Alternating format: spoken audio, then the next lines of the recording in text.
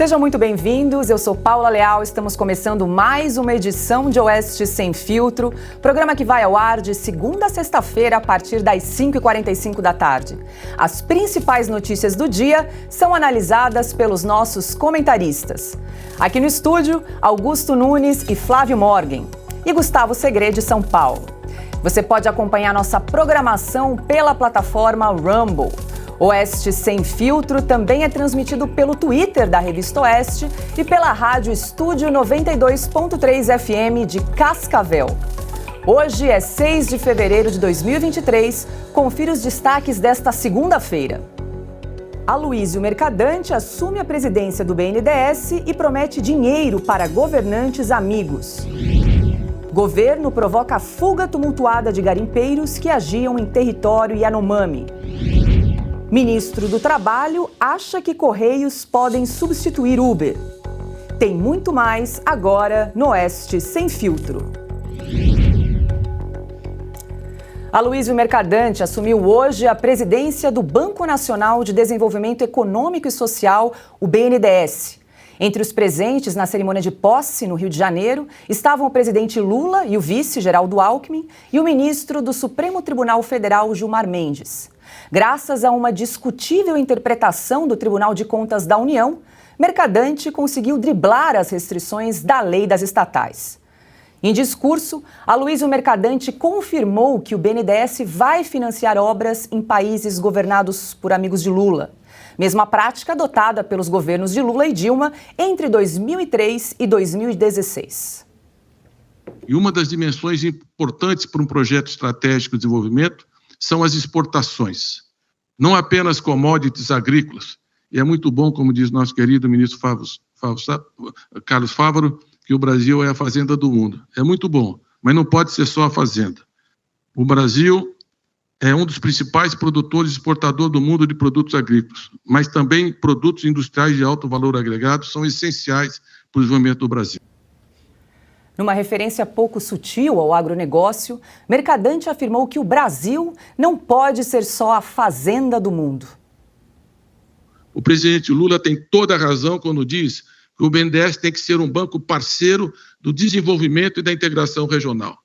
O Brasil é mais da metade do território, do PIB e da população da América do Sul.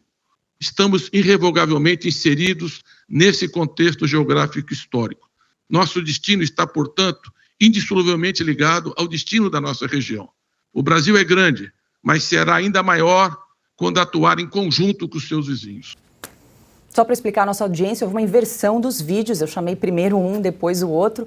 Qualquer coisa a gente retoma aqui os vídeos das falas de Aloysio Mercadante. Seguindo aqui, Lula já havia antecipado que o BNDES voltará a financiar obras até em Cuba e na Venezuela.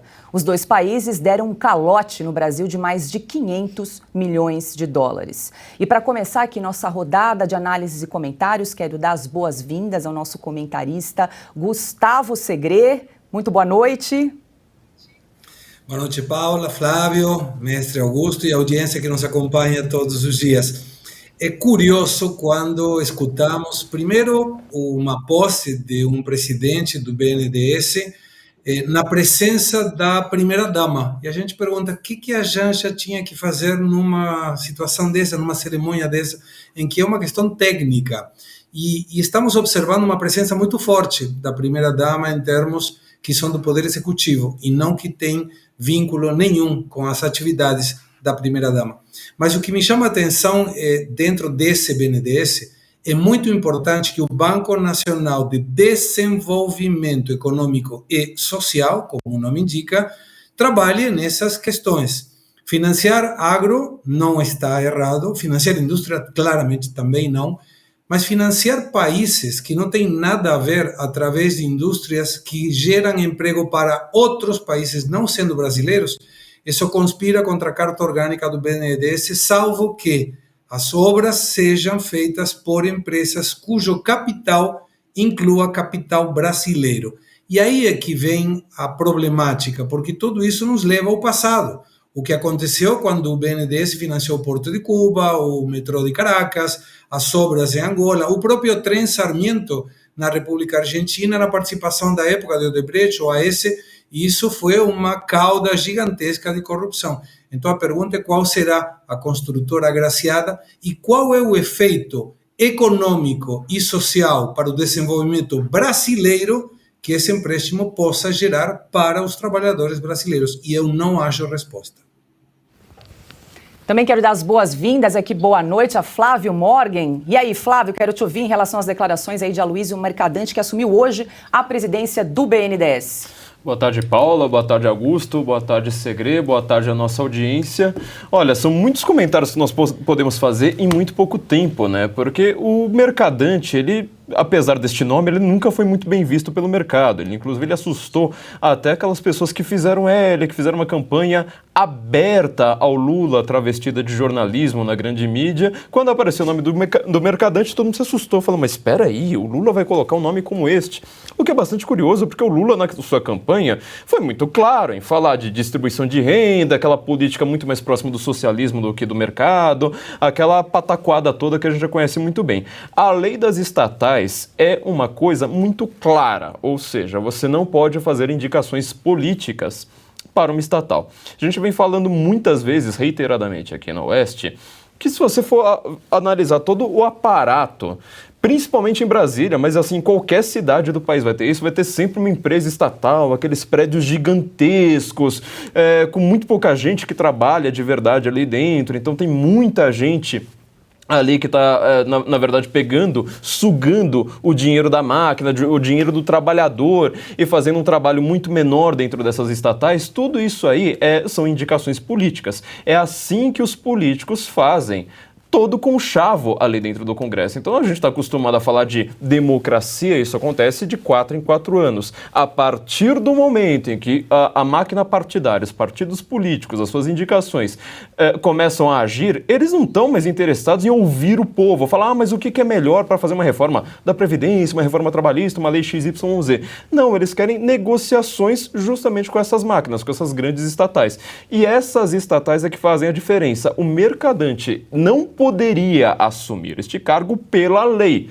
Veja, essa lei tentou se passar, né, na Câmara, foi barrada no Senado, de repente aparece uma interpretação, porque hoje em dia tudo é interpretação, e fala, olha, apesar da lei dizer que sim, eu vou interpretar dizendo que não. Ou o contrário, agora coloco lá o Mercadante e vocês têm que aguentar, porque a única pessoa a quem vocês podem recorrer sou eu mesmo. Vamos lembrar também, né, que todas essas empresas, né, o Segre aqui acabou de falar de quais serão os beneficiados. Lembra, ó, tem a Odebrecht virou a Novo Honor, depois vira Ativos, né? Depois vira Ocean, depois vira OEC. Quer dizer, são um monte de nomes que você não sabe, que é tudo da Odebrecht. A Camargo Correia também virou a Mover, né? Pensar juntos e criar valor.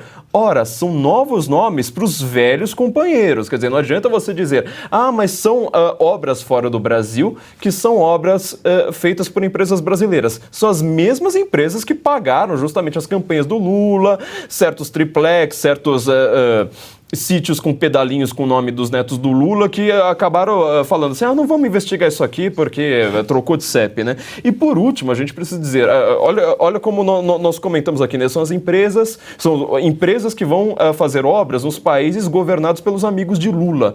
Uma coisa bastante curiosa, porque o Lula só tem amigo ditador, só, única e exclusivamente. Ele não tem um amigo assim falando, olha, apesar de eu discordar deste cara, ele ganha coisa no voto ali, a cada 4 anos ele troca de poder. Não tem. Sempre é um ditador. É o Porto de Marião em Cuba, 1 bilhão pro governo, é o metrô de Caracas, é só ditadura. Você vai para Angola, só ditadura, eles só financiam em ditaduras. Aí depois eles vêm aqui e dizem, a democracia venceu, o amor venceu.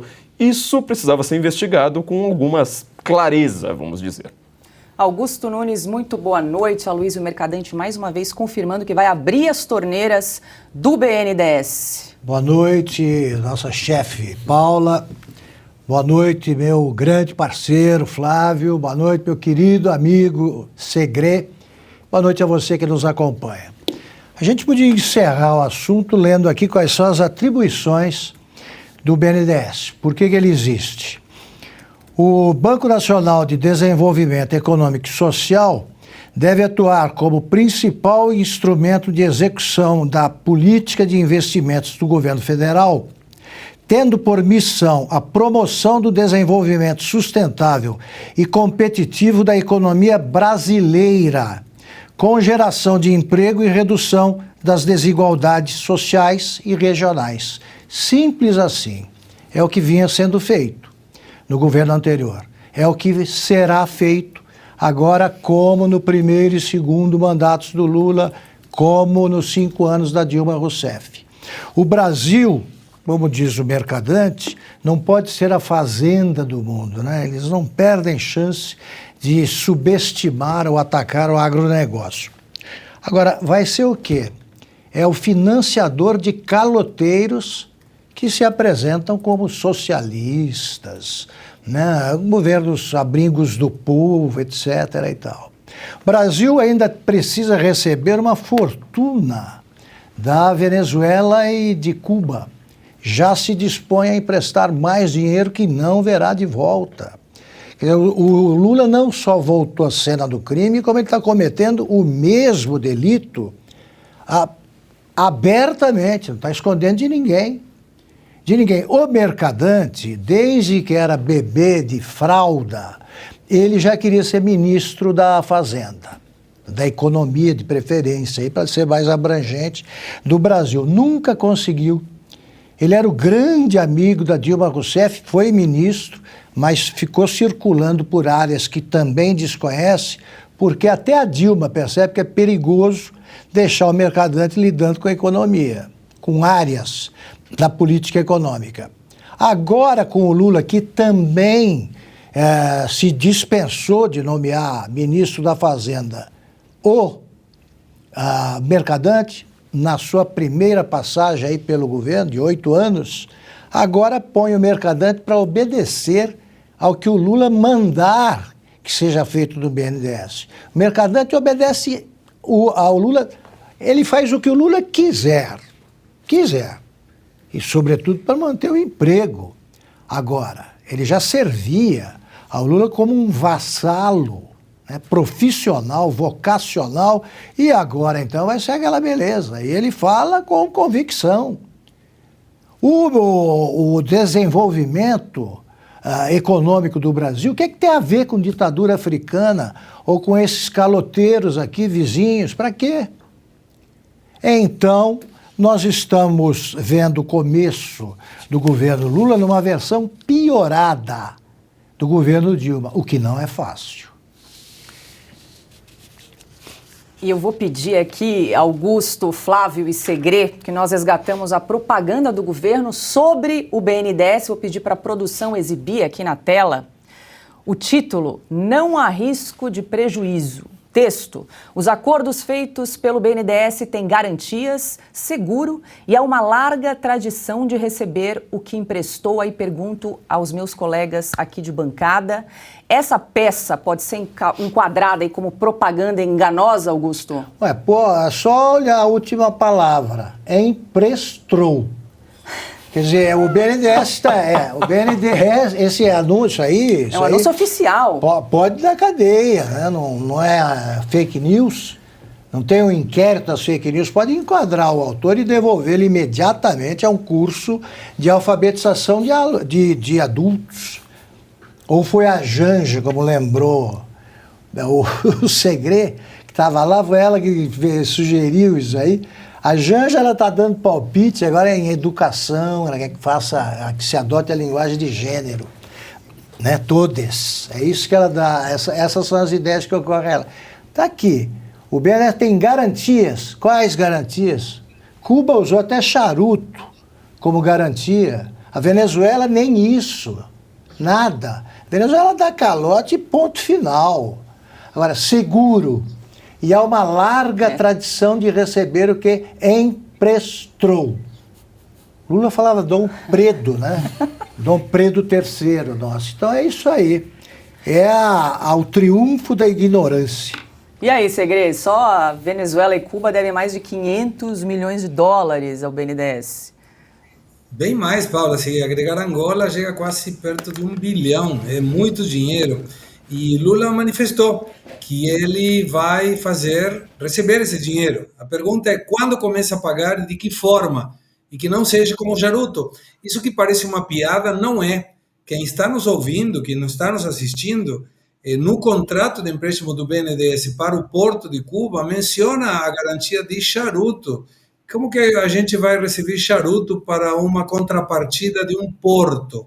E quando você avalia essa situação de empréstimos, o grande problema que a gente vê pela frente é que isso não vai servir para desenvolver a indústria brasileira. Eventualmente pode servir para aumentar o patrimônio de alguma empreiteira com o nome que for, amiga do poder desse momento, mas isso não vai gerar emprego no Brasil, que é o objetivo verdadeiro do BNDES, desenvolver a economia e as questões sociais. E quando a gente inclui num banco de desenvolvimento as questões sociais, não está vinculado com a ajuda social que as pessoas recebem, e sim com um forte econômico que possibilite uma melhora social na nação. Isso é gerar emprego no Brasil. E agrego mais um dado. Quando a gente verifica qual é o fondeio, se chama economicamente assim, que o banco tem, ou seja, ele pega o dinheiro que vai emprestar. E por que o BNDES consegue taxas de juros ativas? Ou seja, se eu pegar um empréstimo do BNDES, será a taxa de juros que eu vou pagar baixas. Porque o fondeio é com o Fundo de Amparo ao Trabalhador.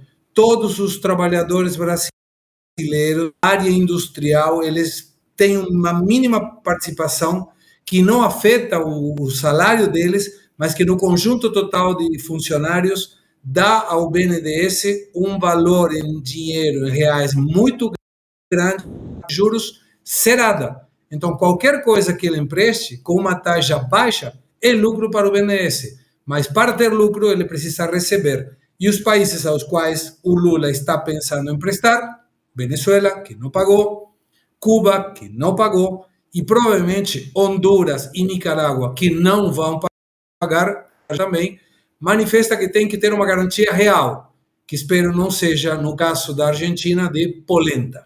Por favor.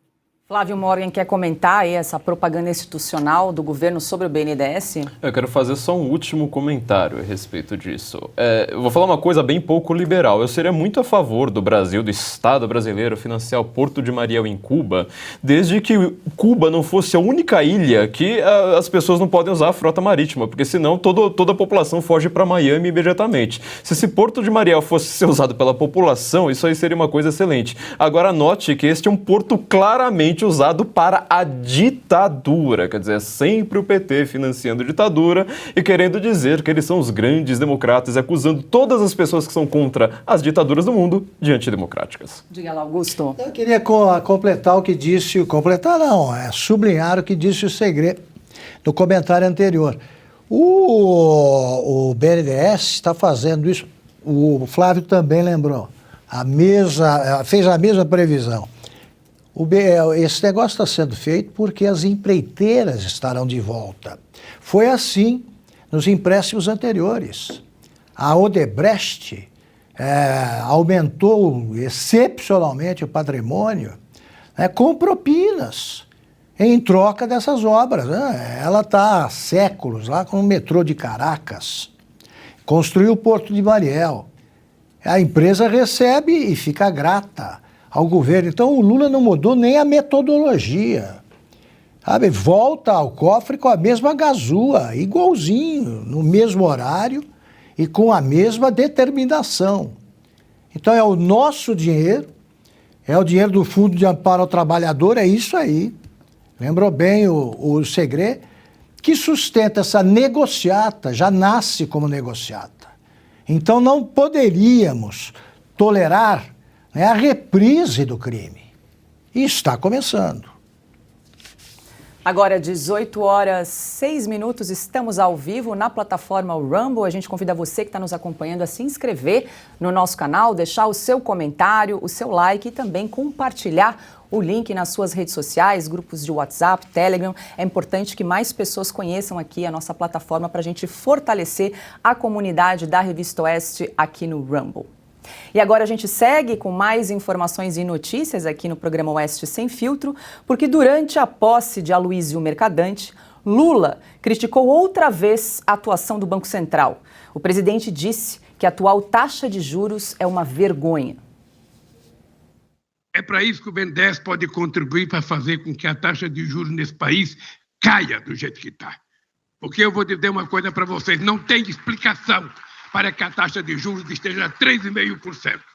E eu pensei, bom, agora resolveu tudo, o Banco Central é independente, não vai ter mais problema de juros. Lê de engano. O problema não é de banco independente ou banco ligado ao governo. O problema é que esse país tem uma cultura de viver com juros altos que não combina com a necessidade do crescimento que nós temos. E aí, Segre, quero te ouvir. Lula mais uma vez criticando a autonomia do Banco Central e a manutenção da taxa de juros agora em 13,75%, de acordo com a última reunião do Copom na semana passada. A economia é meu forte, então vou me expressar um pouquinho mais extenso. Primeiro, o Lula comenta que a taxa de juros é 13,5%, o que não é, são 13,75%.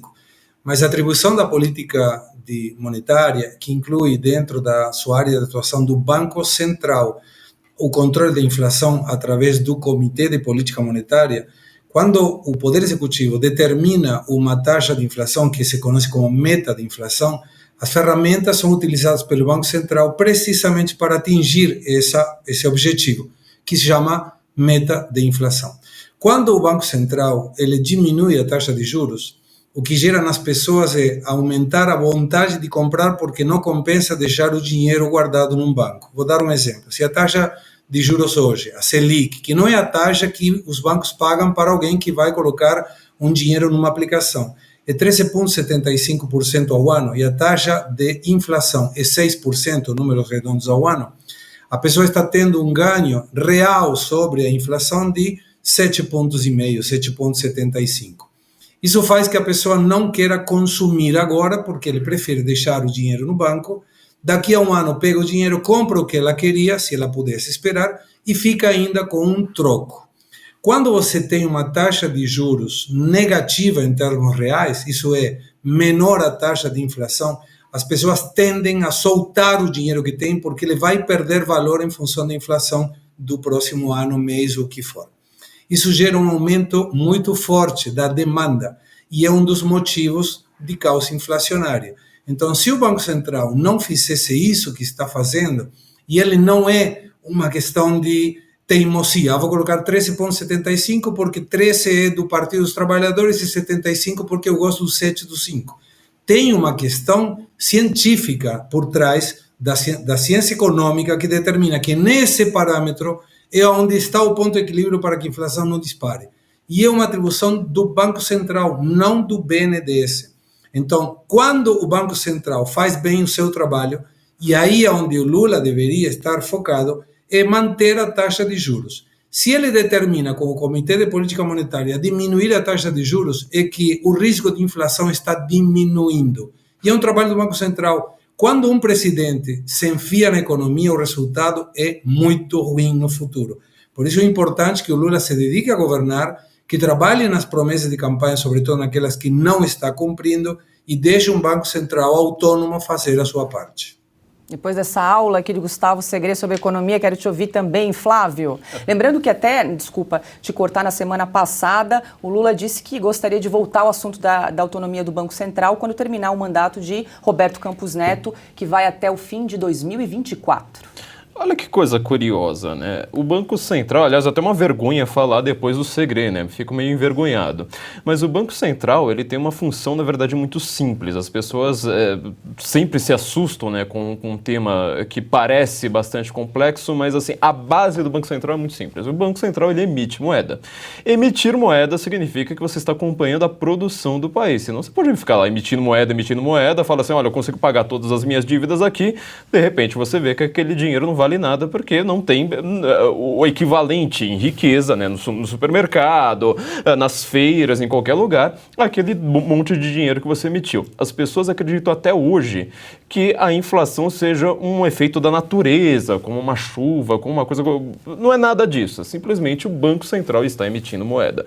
Quando você tinha o padrão ouro, principalmente antes da Primeira Guerra Mundial, no século XIX, a inflação ela era obviamente muito mais controlada, porque você estava seguindo uma medida assim, muito objetiva, específica, que te indicava qual que era a riqueza daquela sociedade que está usando aquela moeda. Hoje em dia, com o Banco Central, você consegue fazer aquilo que na Idade Média se tentava fazer, não se conseguiu. Ou seja, vou achar um metal, né, a pedra filosofal que vai transformar o metal pobre como cobre em ouro. Agora, o Banco Central faz exatamente isso. Ele consegue emitir moeda. A moeda fica elástica, ou seja, você tem ali uma possibilidade de imprimir um pouco de dinheiro, pagar suas dívidas, assim por diante.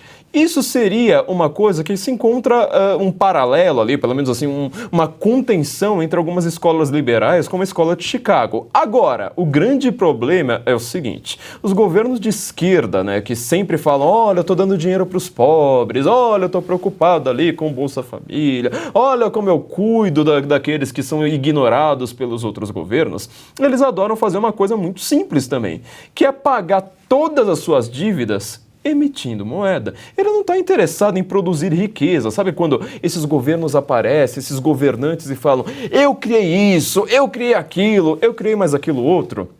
Na prática, ele vai ter que tirar isso de algum lugar. Ele vai ter que pagar de alguma forma. E ele paga como?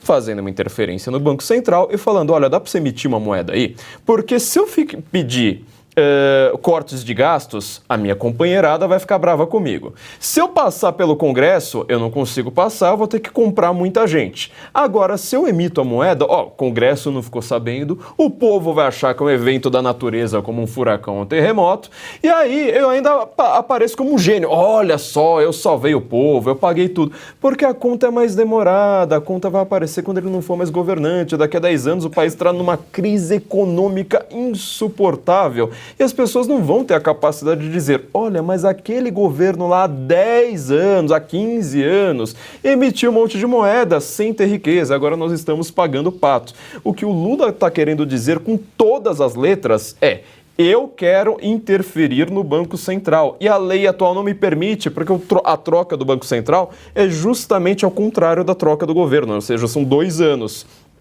Tem a eleição para presidente, depois tem a troca para o Banco Central e depois tem outra eleição para o presidente. Ele está querendo falar assim, olha, eu quero mandar, tal como eu trato a Petrobras, tal como eu trato todas as estatais como se fosse uma propriedade particular minha, o Brasil é meu porque eu sou o senhor Luiz Inácio Lula da Silva, ele está querendo fazer isso com a capacidade de emitir moeda. Nós pagaremos essa conta. Augusto Nunes, Lula fala em aumento de juros, primeiro que não foi aumento, foi manutenção pela 4ª semana consecutiva. Né? Claro, mas o presidente disse que a taxa de juros é uma vergonha, né? Uma vergonha é a ignorância assombrosa, né, do presidente da República, como acabam de mostrar o Segre e o Flávio. Está explicado o que vai acontecer e por que a taxa de juros está nesse nível, não é por um capricho do presidente da instituição que o Lula chama de esse senhor, né? Campos Neto e tal. Ele não sabe quem é o Campos Neto, nem neto de quem é o presidente do Banco Central. E quer trocar. Quer trocar como ele queria trocar o ministro da Fazenda no segundo governo dele. Pelo mesmo motivo ele queria trocar o Meirelles, né? Henrique Meirelles. O Henrique Meirelles também, segundo o Lula, estava mantendo a taxa de juros num nível vergonhoso, para usar a palavra que ele usou agora.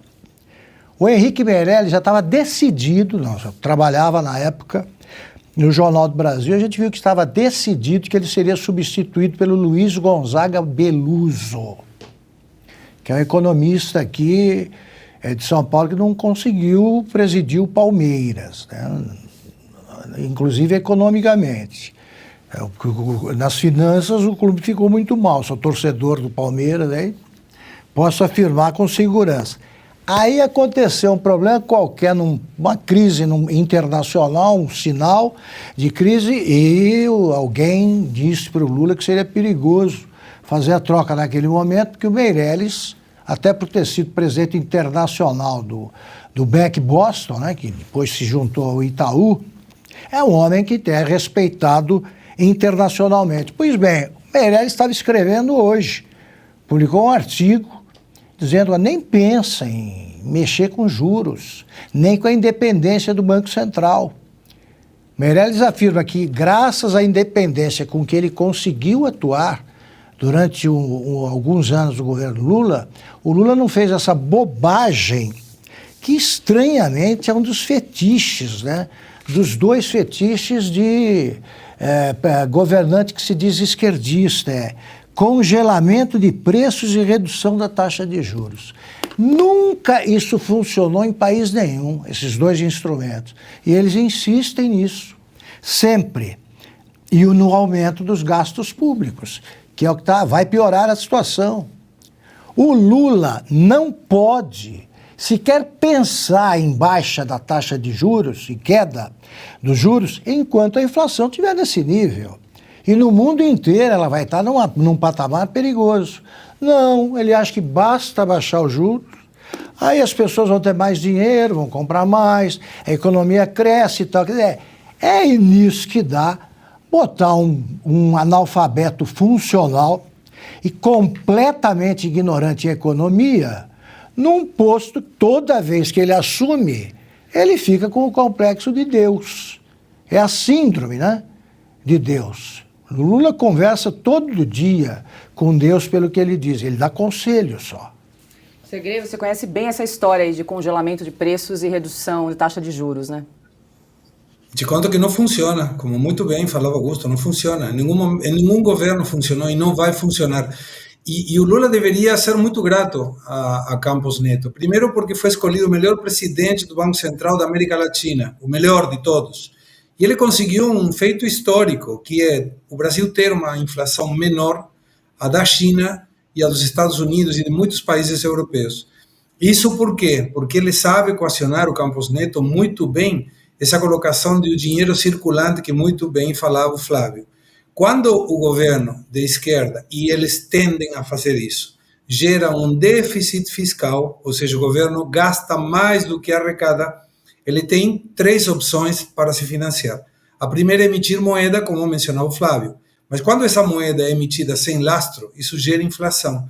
A pessoa começa a não acreditar na moeda e tende a gastar rapidamente. A circulação da moeda é muito rápida. A segunda é aumentar a quantidade de dívida. E é um dado para considerar. Hoje, a relação dívida em função do produto interno bruto é 73,7%. Na Argentina é 80%, para citar um exemplo de comparação. Se esse aumento da dívida tem que, de alguma forma, financiar o aumento da despesa pública, desse déficit fiscal que teremos em 2023, isso pode alterar a equação que o Campos Neto está tentando defender. E qual é a terceira forma de financiar o déficit fiscal? Aumentando a carga tributária, aumentando os tributos, que também é complexo. Então, ele deveria, o Lula, ser muito grato ao Campos Neto e pedir, por favor, continue fazendo o seu trabalho, que você está indo muito bem, obrigado. E ainda durante a posse de Aloysio Mercadante, Lula tentou debitar na conta de Jair Bolsonaro o calote dado no BNDES por Venezuela e Cuba. E vamos ser francos, os países que não pagaram, seja Cuba, seja Venezuela, é porque o presidente resolveu cortar a relação internacional com esses países e, para não cobrar, para poder ficar nos acusando, deixou de cobrar. E eu tenho certeza que no nosso governo esses países vão pagar, porque são todos países amigos do Brasil e certamente pagarão a dívida que tem com o BNDES. E aí, Flávio, quer dizer, agora o calote virou desculpa, o corte de relações entre as nações, é isso? Não, mas peraí, eu acabei de ver ali a SECOM dizendo que, na verdade, olha, tem garantias de que tem um grande histórico de pagamento, de que isso, que aquilo. Agora eu tô vendo o Lula dizendo, testemunhando aqui na minha frente, eu tô testemunhando o Lula aqui, dizendo que, os países que não pagaram. Peraí, pagaram ou não pagaram? Se fosse o outro governo, alguém já estaria preso, já teria um inquérito novo, ilegal, feito simplesmente para investigar uma coisa como essa. Às vezes... E olha que esses inquéritos eram realizados, abria-se um inquérito atrás do outro para investigar, às vezes, coisas verdadeiras, né? Você simplesmente diz, mas eu não gostei, chama de fake news mesmo assim, e pronto, você destrói a vida da pessoa. Agora não, o governo vai lá e fala assim, olha, ele pagou, mas não pagou, ele não pagou e agora a culpa é do Bolsonaro, óbvio, porque o empréstimo que foi feito lá na época do PT, em que se usava charutos como garantia, dia. Não foi pago agora porque é o Bolsonaro. Olha, não importa se mudou o governo ou não. Se o dono ali da quitanda foi assassinado e entra uma outra pessoa agora no lugar, vira dono da quitanda, eu continuo devendo. Não tem essa de, mas eu não gosto do Bolsonaro, é a culpa do Bolsonaro. Olha, se eles não pagaram foi a culpa do Bolsonaro. Não existe isso, Lula. Todo mundo sabe disso. Eles não pagam porque eles são ditaduras que torram o dinheiro. E você quer transformar o povo brasileiro em um financiador de ditadura através de empréstimos, né, feitos com empresas que pagam propina para ganhar os grandes contratos do governo, que aí saem pelo mundo inteiro, né, por Angola, até em Israel tem obras do Odebrecht, e principalmente nas ditaduras, né, Nicarágua, Venezuela, sempre aqueles nomes reconhecidos. A gente sabe muito bem o que foi que aconteceu aí. E aí, Augusto, como bem lembrou o Flávio, a propaganda do governo diz que o BNDES tem uma larga tradição de receber o que emprestou. E agora a gente acompanha. Emprestou. Deve ter outro significado esse verbo, emprestar. Tem alguma coisa a ver com um calote. Imprestável. Sabe uma coisa que me chama a atenção? É essa cena que se repete nos governos do PT. O aplauso dos áulicos, né? Que coisa impressionante. O sujeito está dizendo uma besteira, uma bobagem completa, eles aplaudem com entusiasmo. Se você... Amanhã a gente pega algum vídeo da Dilma, por exemplo, Paulo, e você vai ver o seguinte, no dia em que ela disse que o governo não tinha meta, mas quando atingirmos a meta, a gente dobra a meta, ela foi aplaudida. Quando ela via um cachorro oculto por trás de uma criança, ela era aplaudida. E agora aplaudem o que o Lula diz. O Lula, ele poderia, se esse inquérito das fake news, né, fizesse sentido, fixasse penas aí mais robustas, né, se fizesse sentido, o Lula não escapava da prisão perpétua. Ele sabe, por exemplo, da história da refinaria de Abreu e Lima, né, em Pernambuco, se não me engano. Essa refinaria deveria custar, segundo os cálculos iniciais, por volta de 2 bilhões e meio. Ela passou de 20 e no segundo ano das obras, isso há 20 anos, estava no primeiro governo Lula, ele fez o acerto com o Hugo Chávez. A Venezuela pagaria 40% e o Brasil 60% da refinaria. O Hugo Chávez simplesmente avisou que estava fora, saiu. Portanto, eles não é que pagam, é que dão calote nos inimigos, como o Bolsonaro. Eles dão calote nos amigos, porque esses nem se queixam. O Brasil pagou sozinho uma refinaria que ainda não funciona. E o Lula tem coragem de atribuir até isso ao Bolsonaro. Acabou o governo Bolsonaro. Agora estamos no governo Lula e, pelo visto, vai muito mal. Muito mal. E os caras continuam aplaudindo. Eles não pagam porque não têm dinheiro, porque estão quebrados. Não pagam porque são vigaristas. E quando você tem um vigarista como sócio, fica tudo muito mais fácil porque o outro vai lucrar também. Todos ganharam dinheiro com essas negociatas. E o Lula ficou milionário. A Janja conheceu na cadeia o homem que permitiu a ela um grande golpe do baú. Por isso que ela acompanha o tempo inteiro. Agora, 18 horas e 26 minutos, a gente segue com mais informações e notícias aqui no programa Oeste Sem Filtro. O ministro do Trabalho, Luiz Marinho, disse que os Correios podem substituir a Uber, caso o aplicativo de transporte decida deixar o Brasil em razão de eventual regulamentação. Abre aspas. Posso chamar os Correios, que são uma empresa de logística, e dizer para criar um aplicativo e substituir a Uber, fecha aspas. Em entrevista publicada hoje no jornal Valor Econômico, Luiz Marinho disse ainda, abre aspas, aplicativo se tem aos montes no mercado.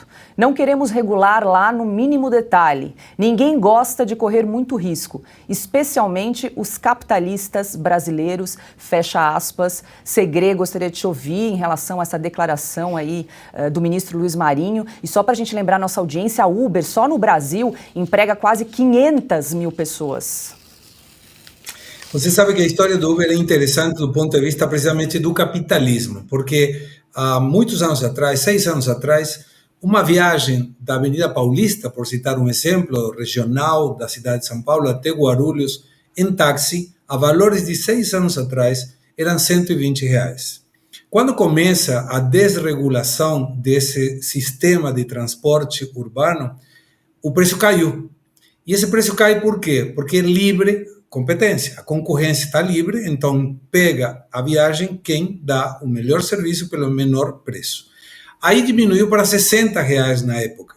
E ninguém vai ao aeroporto porque é barato ir no aeroporto. Vai no aeroporto porque precisa.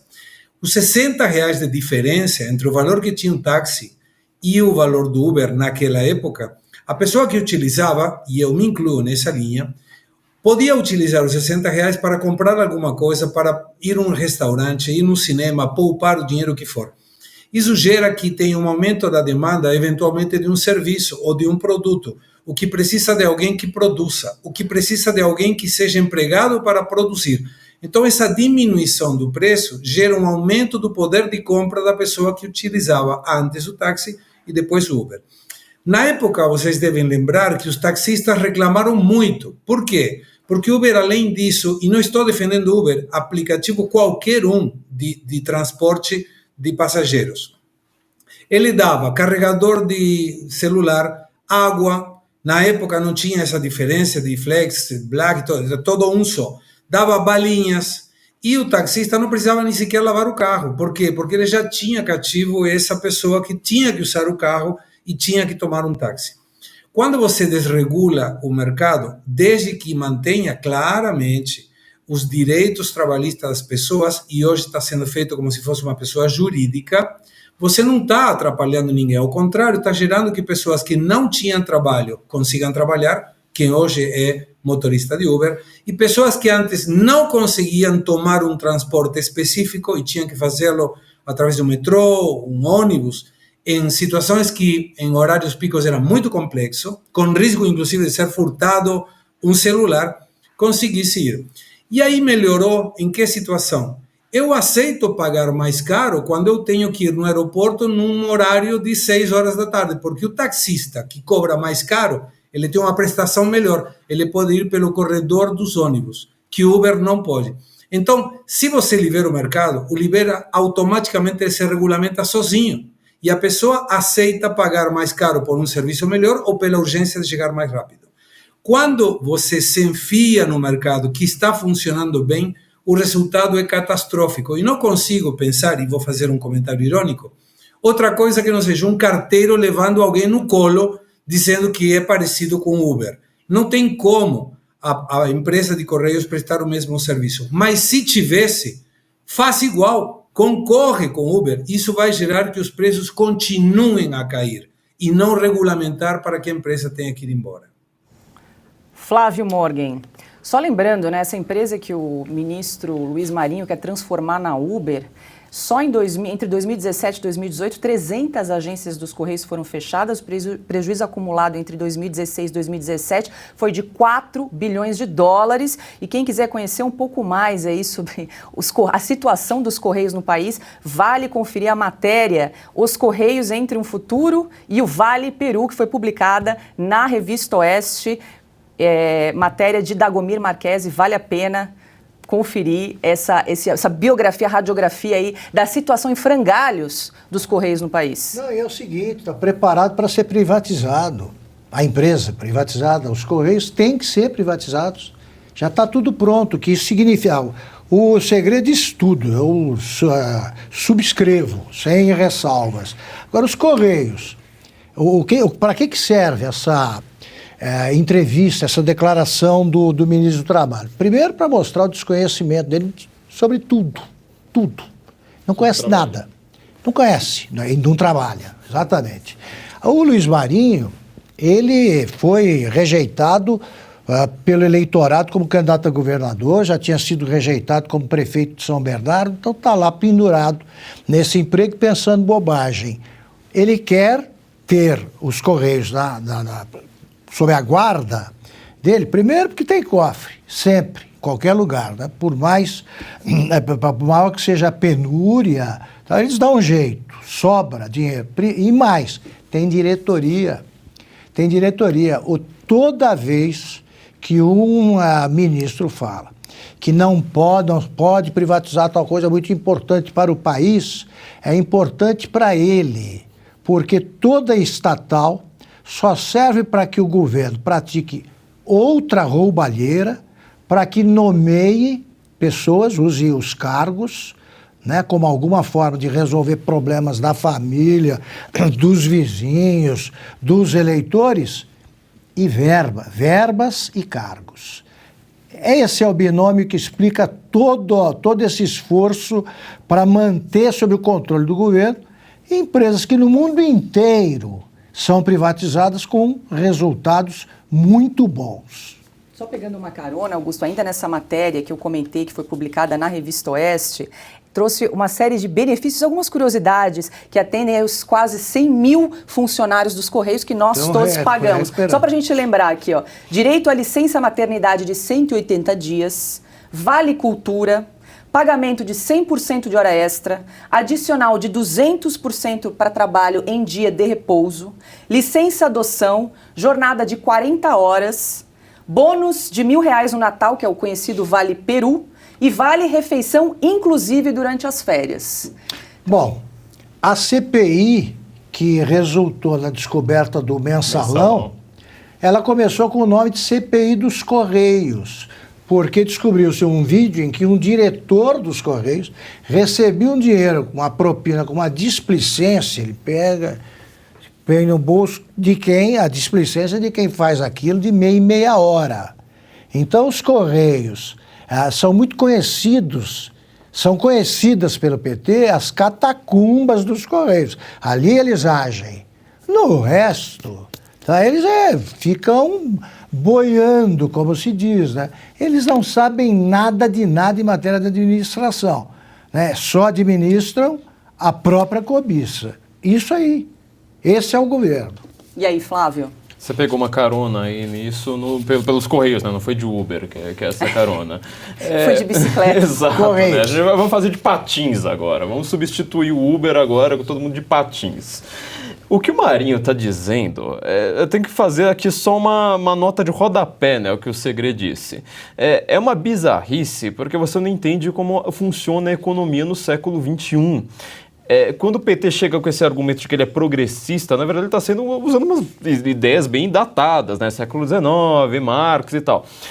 Marinho está dizendo uma coisa na cara de todo mundo, ou seja, ele quer estatizar a economia, ponto. E aí se a gente diz, olha, o PT é um partido que gosta de estatizar, planificar tudo, acabar com a iniciativa privada e criar um governo socialista, vão dizer, olha, vocês não sabem que ele na verdade é democrático, que ele lida muito bem com o mercado, bibibi, bobobó, aquela papagaiada que a gente já conhece muito bem.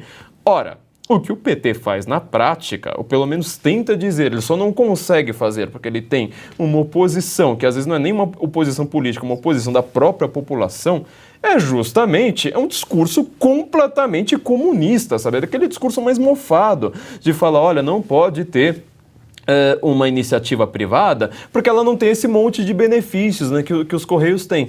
Só que a grande pergunta que fica você precisa perguntar agora para o motorista de Uber. Tem inclusive um autor americano, né, Brett McKay, que ele diz que as barbearias e os taxistas são a grande ágora da modernidade, né? Você precisa conversar com o barbeiro e com o taxista para você saber o que as pessoas estão dizendo. É a média geral ali da população, porque ele ouve todo mundo. Se você não ouve, né, o taxista ou o motorista de Uber, né, hoje em dia, você não tem capacidade de fazer previsões políticas, você não tem capacidade de acertar nada. Quem faz isso é quem acerta as previsões. O resto fica lá, sabe, naquele modelo de institutos de pesquisa que falem, porque eles não ouvem as pessoas corretas. Isto posto, o que a gente tem que fazer agora? Perguntar para o motorista de Uber se ele quer, assim, largar a vida que ele tem, largar aquele modelo que ele trabalha quando ele quiser, às vezes tem que trabalhar de madrugada, ele prefere trabalhar de madrugada por um adicional, e falar assim, olha, agora você vai ter uma jornada específica determinada pelo sindicato, que tem uma ligação com o governo. Então, na verdade, ao invés de ser uma contenção, como deveria ser um sindicato originalmente, é simplesmente um peleguismo mais exacerbado, ou seja, um modelo praticamente fascista, que é exatamente o que o fascismo era, né? Uma ligação entre sindicatos e governos. E eles vão definir qual que vai ser a sua jornada, se você trabalhar bem, você ganha mais dinheiro, ou então se você prefere ter tudo tabelado, e as pessoas vão trabalhando cada vez menos, e o dinheiro vai minguando. Ora, as pessoas estão indo para o Uber, estão querendo trabalhar com o Uber, justamente porque elas estão buscando o que você só consegue na iniciativa privada, ou seja, um mérito próprio, eu ganho pelo que eu recebo, assim por diante, tudo aquilo que você quer escapar. Aí chega esse cara, ministro do trabalho, e diz, olha, agora eu vou fazer um trabalho modelo Itália anos 30. Isso é uma coisa bastante perigosa. A gente tem que colocar um adicional ainda, é que, na verdade, o Uber, ele não tem um carro. O iFood não tem uma comida, ela não produz comida nenhuma. O modelo da economia, e eu não estou defendendo estas empresas em si, mesmo que eu tenho muitas críticas ao que elas fizeram recentemente, né, com esse capitalismo woke, assim por diante, mas o modelo atual do capitalismo digital, que assim ainda foi exacerbado pela pandemia, é justamente o modelo colaborativo. Ou seja, você quer avaliar aquele... Por que o Uber tem um botãozinho de avaliar? Você quer avaliar o motorista e dizer, olha, esse motorista precisa me atender bem, porque se ele fizer 3 corridas e ficar mal avaliado, ele está fora do Uber. Agora, se tiver lá tudo estatal, né? É aquilo que a gente estava falando no bloco anterior. O governo acha que cria, que ele vai lá e inventa. Eu vou inventar um novo Uber, né? Eu que sou um gênio, eu tenho a capacidade de criar Uber, de criar o Twitter, de criar o Facebook, de criar o iFood, eu tenho capacidade de criar tudo. Só dou uma canetada ali e está criado. Vamos ver como é que vai ser esse Uber estatal? Será que a gente vai poder avaliar o motorista? Será que o serviço vai ser adequado? Será que a gente vai conseguir agora chegar rápido? Será que ele pode enrolar o quanto que ele quiser? Não vai precisar nem trabalhar, né? Você está entendendo o que essas pessoas estão fazendo? Elas estão dizendo na nossa cara que elas querem uma economia soviética no Brasil em 2023. Estatizar o táxi.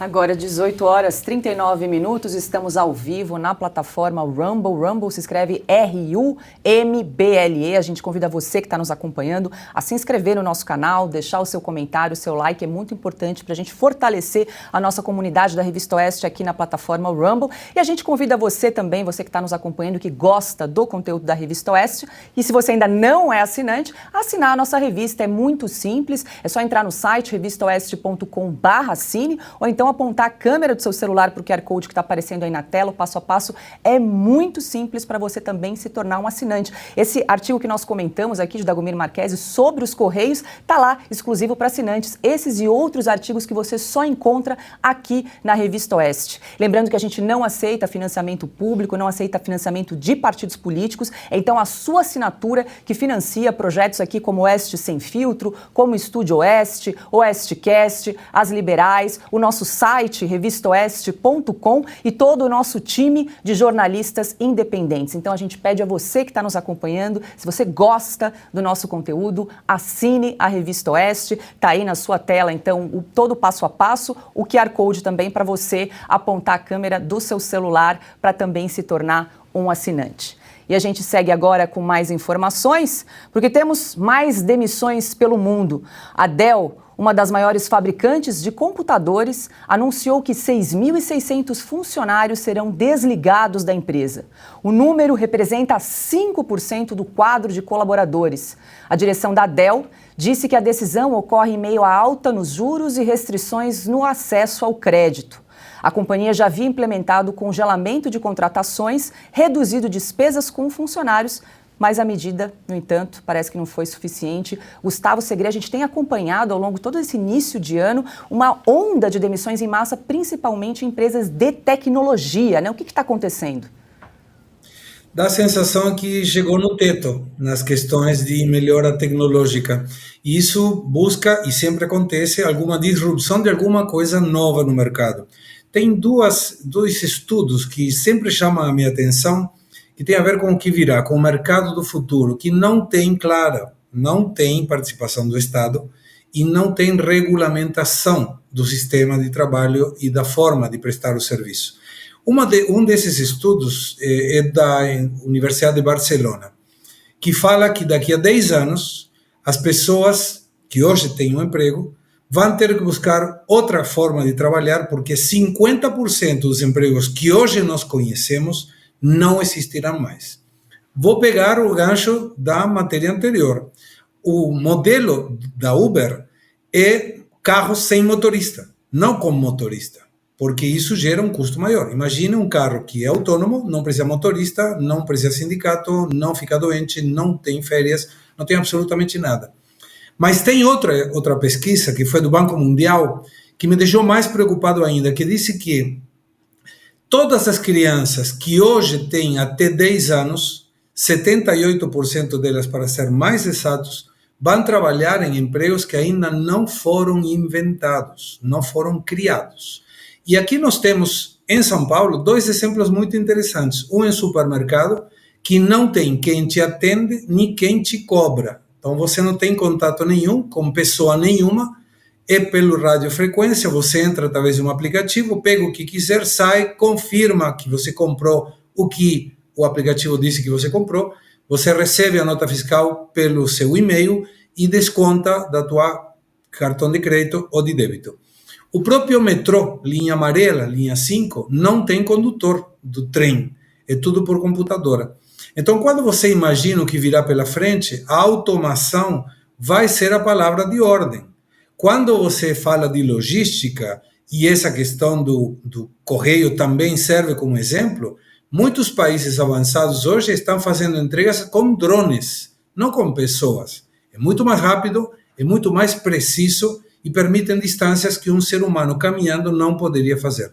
Então, eu enxergo essa situação como algo irreversível, não vai mudar em curto prazo, mas aí a responsabilidade dos governos, todos eles, é ver como essas pessoas que hoje deixam de ter um emprego poderão ser empregadas no futuro, considerando uma diferença tecnológica e uma diferença de comunicação. E faço referência, Augusto, por favor, não leve a mal, mas você é o mais experiente, você é muito sutil, enquanto à idade. E na época que eu era adolescente, não tinha celular, tinha um telefone analógico em que as nossas mães nos colocavam inclusive um cadeado para a gente não utilizar muito porque era medido. O telefone fazia parte de um ativo de uma empresa, constava no balanço. Tinha empresas que vendiam e alugavam telefones. E hoje não existe mais. Quando a gente busca, tem fábricas, o próprio GPS era um mercado que não existia. A gente utilizava uma guia de ruas. Em 2012, 2013 foi a última impressa. Depois aparece essa tecnologia que permitia, através de um GPS, um aparelho, ver como nós chegamos a determinado destino. E essa empresa que não existia, e vou citar um exemplo, Garmin, ela se criou, ela se desenvolveu e morreu em 5 anos. Hoje faz relógios. E outro exemplo muito parecido são as máquinas de fotografia. A Kodak, em 1998, tinha 95% do mercado mundial de máquinas de revelação e papel, e aqueles rolinhos que permitiam o filme para tirar as fotos. Depois perderam contra a máquina digital, que a Sony resgata, que era um exemplo criado pela Kodak em 1975, uma indústria que não existia, se desenvolve e morre em 7 anos. Hoje, ninguém compra uma máquina digital, utilizamos o nosso celular. Então, é uma preocupação válida, mas não me preocupa as demissões de hoje, me preocupa como nós faremos, como o governo fará, todos eles, para criar emprego em situações como essa e futuras que ainda não foram criadas. Augusto Nunes, já que você foi citado aí pelo Segre, jovem há mais tempo aqui, né? Perfeito. Segre, olha só, nos anos, entre 1988 e 92, eu dirigi a redação do Estadão. E eu percebia, já havia a intensificação, né, desse processo aí da automação e avisar, digitalização, e dizia coisas óbvias. Por exemplo, aos dirigentes do sindicato dos gráficos, que faziam greves políticas o tempo todo, Eu perguntava, escuta, vocês estão treinando esse pessoal aí, os gráficos, para a nova profissão que vai surgir com o fim da profissão dos gráficos? Claro que ia acabar. Né? Os jornais não seriam produzidos da mesma forma. Você já começava naquela época a trabalhar com computador, planta remota, etc. E os jornais ainda querendo melhorar a distribuição por caminhões e os gráficos achando que teríamos sempre aquelas rotativas que apareciam em cinema, que envolviam histórias sobre jornalistas, etc, etc. Os gráficos não fizeram nada. Hoje o sindicato, que era um dos mais poderosos, não é nada. Eu dizia aos revisores que um dia a revisão seria feita automaticamente. Eles deveriam trabalhar como jornalistas. E dizia também aos jornalistas que eles deveriam aprender a fotografar, porque você já tinha câmera digital, a câmera fazia tudo sozinha e os caras ainda trabalhavam com dupla, repórter e fotógrafo. Hoje você tem o jornalista que faz tudo, ou deve fazer. Né? A profissão do fotojornalista é uma bela profissão, mas é claro que ela emagreceu, para dizer o mínimo, com as mudanças inevitáveis. Então você soma a falta de visão dos sindicatos, a falta de visão dos governos e dos empresários. Você mencionou aí um negócio que, para mim, era pior que teste de oftalmologista. O guia abriu. Você estava dirigindo e pegava você ia para o braço, não sabia direito como é que tinha uma rua, pegava o nome e não dava. Hoje, você é levado, né, pelo Waze e o guia abriu. O Waze deveria ter sido produzido pela editora Abril. A editora Abril perdeu o guia, da mesma forma que o Estadão tinha um lucro tremendo, para chegar ao que você disse, ao exemplo que você deu, tinha um lucro tremendo com 2 páginas de classificados, com venda de telefone, demorava 2 anos para conseguir um telefone fixo no centro de São Paulo. Então você tinha classificados e os telefones faziam parte do espólio das pessoas. Morria alguém, deixava lá, herança, um telefone, uma linha telefônica. Pois bem, o Estadão prosperou com listas telefônicas. Hoje você encontra tudo na internet, né, no Google, qualquer coisa desse tipo. O que eu me pergunto é o seguinte, esses caras estão fazendo essa pergunta agora, os sindicatos, os governos? Acho que não. Acho que não. Algumas profissões desaparecerão, outras serão recicladas e surgirão algumas novas. É impressionante, o Brasil não se prepara nem para o carro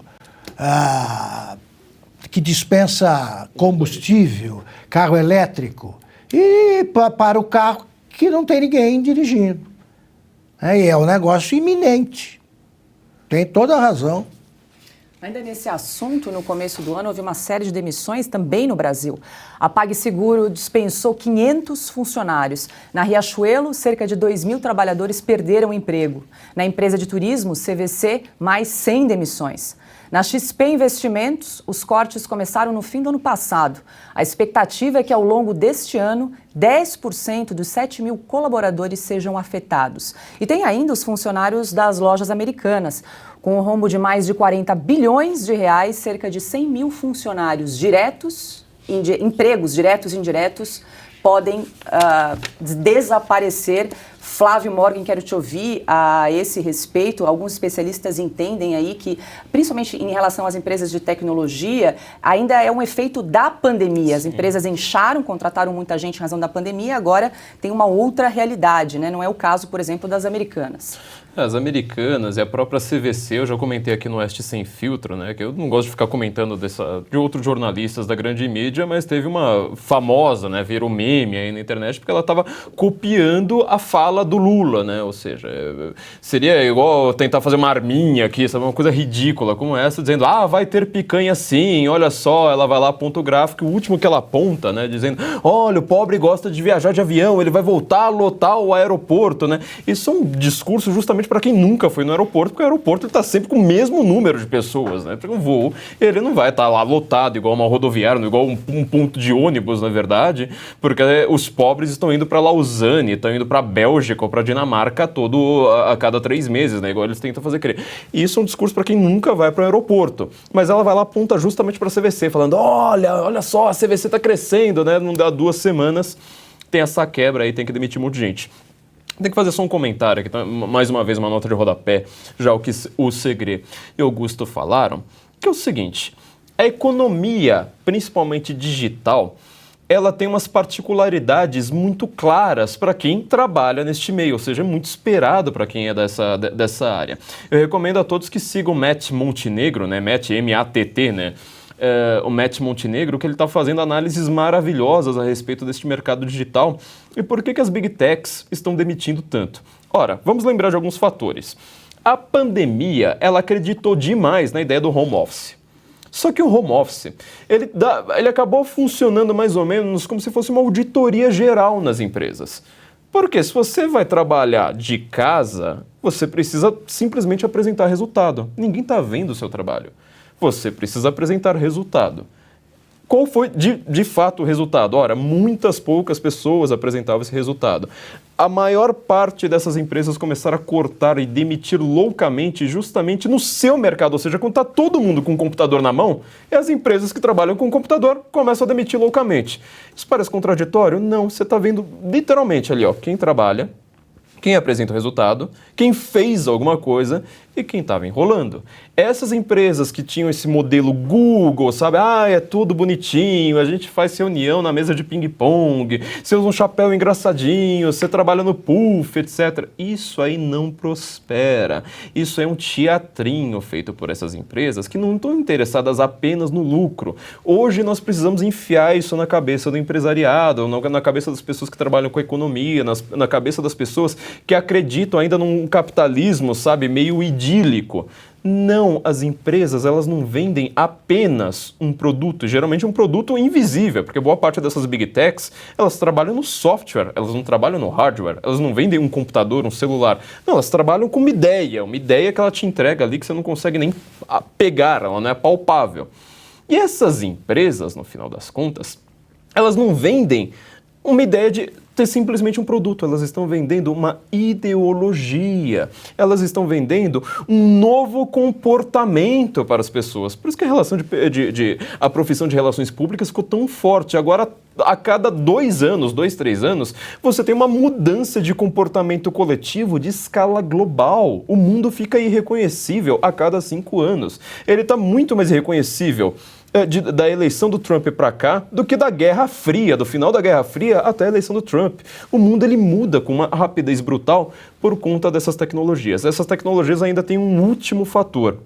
O Cal Newport, né, que ficou famoso nos Estados Unidos pelo seu livro Trabalho Focado, ele tem dito que essa economia ela é baseada num aumento, numa concentração de riqueza gigantesca na mão de uma pessoa, por exemplo, que saiba programar, que saiba lidar com algoritmos e que o resto das pessoas, aquele que só usa a rede social, que só usa um aplicativo, que só usa um celular de uma maneira shallow, né, de uma maneira superficial, vai ser brutal. Ou seja, a economia agora ela vai se voltar completamente para quem consegue se focar e trabalhar numa linguagem de programação, num algoritmo, numa coisa invisível que está por trás de tudo isso, enquanto que a maior parte dessas pessoas que usam simplesmente esses mecanismos de uma maneira superficial vai acabar sendo demitida. 18h55. O ex-governador do Paraná, Roberto Requião, do PT, candidato derrotado em outubro na disputa pelo Senado, criticou o governo Lula. Importante dizer, lembrar aqui, né, que Lula fez o L durante a campanha eleitoral. Vamos acompanhar um trecho do vídeo. Requião fez o L. O que eu falei? Lula. Requião. Lula tem errado. Você sabe que eu sou lulista, entrei na campanha de cabeça, não podia admitir o Bolsonaro e sou um admirador do Lula, pessoalmente. Mas, porém, todavia, contudo, nós estamos vendo ministros denunciados a cada momento por pequenos crimes. É o baixo clero, desviou dinheiro para fazer uma estrada para sua fazenda, outro fez uma coisa bem semelhante. É uma coisa sem qualificação. E tem outra coisa também, os meus companheiros petistas vão pular agora, se estão nos assistindo. 37 ministérios, Nassif. Quem é que administra 37 ministérios? Qualquer empresário sabe que, tendo 4, 5 diretores, já tem dificuldade de relacionamento e de comando. Mas 37 ministérios pode ajudar a ganhar uma eleição, mas depois coloca o presidente da República na mão, não do Lira nem do Pacheco, mas do sistema, que é um sistema viciado. Se a Ana estivesse aqui, ela está de férias hoje, ela puxaria a plaquinha dela, né? Com certeza, então vou representá-la aqui. Faz o L. Você sabe que eu tive a oportunidade de conhecer o Requião há muitos anos atrás, 1900 e pouco. Ele é 1990 e alguma coisa. Na época ele era governador de Paraná. E eu senti muita admiração pelo que ele expressava nessa época. Imaginei, inclusive, que em algum momento poderia ser até presidenciável. Ele participou de uns eventos em Córdoba, na Argentina. E hoje escuto essa frase que ele menciona sobre a dificuldade de administrar 37 ministérios, de esses problemas de ministros que são picuinha, de pegar dinheiro para mandar para a fazenda. É coisa muito básica em termos de um político que parece que não tinha poder e agora tem, então ele quer aproveitar muito rápido o poder porque sabe que em qualquer momento ele vai sumir. E a única coisa que não consigo compreender é como uma pessoa que pensava tão claramente em 1993, que tem essas falas tão criteriosas nesse momento, possa defender um modelo do Partido dos Trabalhadores somente para que não ganhe o Bolsonaro, quando todos os indicadores econômicos, sobretudo, que é a base de qualquer sistema, de qualquer administração, porque se ele tem uma boa administração, consegue fazer um monte de outras coisas, só para que não ganhe Bolsonaro, defende o Lula. E é claro que vai ter reclamações de quem apoiou a candidatura do Lula, fez campanha para o Lula, porque o Lula que hoje se apresenta na sociedade está se mostrando muito mais à esquerda que qualquer de nós críticos poderia supor. E quando a gente avalia o histórico de um projeto de esquerda, mais à esquerda ainda do que a gente previa, o resultado só pode ser ruim do ponto de vista econômico, e isso corrói todo o resto da administração pública. Quando você não tem um superávit fiscal que permite uma boa equação de todas as questões de boa administração de estatais, só lembrando, o governo Bolsonaro deu 70 bilhões de dólares de lucro nas estatais, o próprio Correio deu lucro na época do Bolsonaro. Então você imagina, se nós estamos há pouco mais de um mês de um novo governo, em que os aliados começam a cair fora, criticando um governo que tem um mês de vida, imagino que virá daqui a 3 anos e meio. Uma coisa tenho certeza, voltando na âncora da matéria anterior, nós vamos ter muita pauta para comentar e, sobretudo, para criticar, não pela crítica, sino pela análise de uma coisa mal feita. E aí, Augusto? Começando pelo número de ministros, eu estava vendo aqui, fazendo as contas, que o presidente da República recebe o ministro de Estado, alguns são recebidos com mais frequência, alguns poucos, mas, em média, os ministros, de modo geral, têm uma audiência por semana com o presidente. Com 37 ministros, esses caras vão esperar quanto tempo para ser recebidos pelo presidente da República? Vão calculando por aí. Que não tem tempo. A gente precisa de 37, como é que faz? Para você acertar a agenda, vai ser complicado. Pois bem, o Lula tem 37 ministros, porque ele precisa dos cargos dos ministros para fazer os acertos, e também não nos esqueçamos de que cada ministério tem o segundo e o terceiro escalões muito disputados por todos os partidos. No momento, o Lula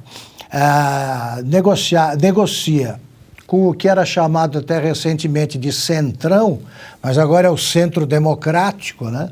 Que negocia com o PT, eles estão negociando o segundo escalão para atrair mais partidos que não vão garantir o apoio dos seus deputados ao presidente da República, não. Cada votação é uma negociação. Então, essa confusão toda para o país, os Estados Unidos tem o quê? 11 ministros, 10, que 37 com os secretários gerais, né, com os assessores, etc, etc. Esse negócio é ingovernável. Não dá. Agora, o Requião esperava o quê? Redução do ministério? Seriedade do Lula? Que os ministros se comportassem patrioticamente? Que o ministro do Maranhão, esse aí fosse construir a fazenda pensando na cidade ou na propriedade rural dele. O Requião não teria o direito de... Eu também tive a mesma impressão que o Segre quando eu conheci o Requião. Falei, esse cara é um político que pode ser bom, pensa diferente, tem uma boa formação intelectual e tal. Aí eu acho que foi depois que ele comeu mamona em companhia do presidente Lula. É um vídeo espetacular. O presidente Lula, até o presidente Lula sabia que aquilo era... Ele estava falando de novas formas aí de combustível, qualquer coisa desse tipo. Aí dá para o Requião, ele põe na boca. O Lula e olha com espanto e fala, ô Requião, isso aí não é para comer, pô. E o Requião estava quase fazendo uma cara de satisfeito para agradar o Lula. Depois desse dia ele piorou bastante. Agora ele se surpreende com o Lula. Só pode ser a mamona. Flávio, alguns analistas entendem que essas críticas aí mais veementes do Requião ao PT começaram depois da confirmação do nome de Enio Verri para comandar a Itaipu Binacional, que era um cargo que era cobiçado aí pelo Requião. Né? Ou seja, né, as pessoas fazem críticas, aliás, os políticos fazem críticas ao Lula, não porque eles estejam interessados no bem geral da nação, mas eles vão lá e fazem isso como um pedágio, né? Já que você não me deu um cargo que eu queria, já que eu não sou senador mais todo poderoso, já que eu não sou mais isso, aquilo outro, agora eu não controlo mais um orçamento de não sei quantos milhões, então o preço que você vai pagar é que eu vá lá te queimar em público. Ele diz, né, eu sou um lulista, como bem disse o Augusto, né? Esse vídeo dele comendo mamona ainda tem um adicional sensacional, né? Que o Lula fica admirado, mas ele espera o Requião quase terminar de comer a mamona para dizer, olha, então, né, isso aí é venenoso, para te avisar. E aí você vê aquela maravilhosa cena do Requião cuspindo, né, tudo aquilo que ele estava mastigando de mamona, porque o Lula ele tá um pouco se divertindo, inclusive, com essa cena maravilhosa, né? Todo paranaense conhece isso aí muito bem. Eu morei no Paraná por mais de 3 anos. Eu conheço muito bem como é que é a visão do paranaense em relação ao Requião. Uma coisa curiosa que nós precisamos dizer a respeito dessa personalidade, de fato, é como o Brasil funciona como uma oligarquia, né? A gente conhece a tese do Raimundo Fauro sobre os donos do poder no Brasil, que curiosamente era um fundador do PT. O PT, ele surge com esse discurso anti-oligárquico, tal como o Collor, por exemplo, que está com uma família lá há 300 anos na política. Eu não estou falando brincando, viu? Quando eu fui tentar averiguar há quanto tempo estão famílias como Maia, como Sarney, como Dória, como todos eles, Calheiros, eles são mais de 300 anos, é difícil, você começa a se perder, fala, olha, tem um ponto ali que não tem mais registros históricos, mas você presume que essas pessoas já estavam na política brasileira. Tá? E o Requião, ele é aquele nome que, apesar de ele não ser uma família, né, que criou lá filhos, netos e não sei mais o que na política, ele é aquele nome das antigas, sabe? Que de vez em quando, sei lá, tem surge um novo nome lá no Paraná que fica perigoso, né? Que começa a ameaçar o poder de todo mundo. Então fala assim, mas gente, o que a gente vai fazer? O PT não tá com nenhum nome, olha, o marido da Gleisi foi preso, a Gleisi também não tá indo muito bem das pernas, tem a Polícia Federal atrás dela, não sei mais o que, a Lava Jato tá aí prendendo um monte de gente, o que a gente faz? Saca o Requião da cadeia. Pensa ali e fala assim, olha, eu tô agora, vou sacar minha carteira aqui e fala assim, o nome agora é Requião. Por quê? São nomes que são conhecidos, você simplesmente aposta no conhecido e fica lá com os partidos satélites do PT, né? O Requião foi do PMDB na sua última investida ao Senado, salvo engano, e ele é justamente um partido que ele não significa nada. O que é a ideologia do PMDB? Olha, eu preciso estar no poder, eu não sei o que é, não sei quem que vai entrar, mas eu preciso estar no poder. O Requião é uma dessas pessoas, ou seja, é a velha oligarquia com o PT do Lula e da Dilma fazendo um governo, né, de coalizão com as velhas raposas. 19h06.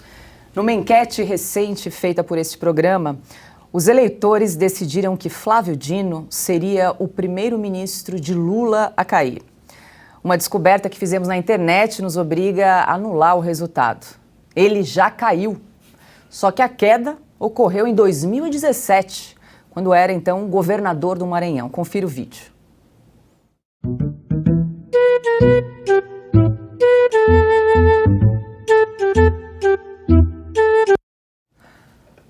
Augusto, você sempre lembra que a gente não tem que ter compromisso com o erro, né? Então a gente resgatou aí a enquete para voltar ao assunto. Isso também não nos confiscam, pelo menos, a alegria de viver, né? Essa cena aí de Chaplin, né? Qualquer coisa parecida, pode se repetir, né? Porque ele está com a mesma silhueta aí de toureiro andaluz, como usava o Nelson Rodrigues. Ele está precisando de um regime adotar algum regime que não seja o cubano. Eu acho que o regime cubano iria cuidar muito, né, desse físico. Emagrece. O regime cubano emagrece. O regime venezuelano, por exemplo, né? Qualquer regime dos partidos comunistas, né? Igual ele é do PCdoB. Eu só vi comunistas que estejam acima do peso, para usar bem aqui um termo bem bonitinho, quando eles são da política, né? Quando eles mandam nos outros. Agora, comunista, o povo, eu nunca vi um gordinho ali no país comunista, e olha que foi o regime que eu mais estudei na vida. Pedi até pra gente voltar aí o vídeo, para dar uma olhadinha. E aí eu peço pro Segre comentar aí essa queda.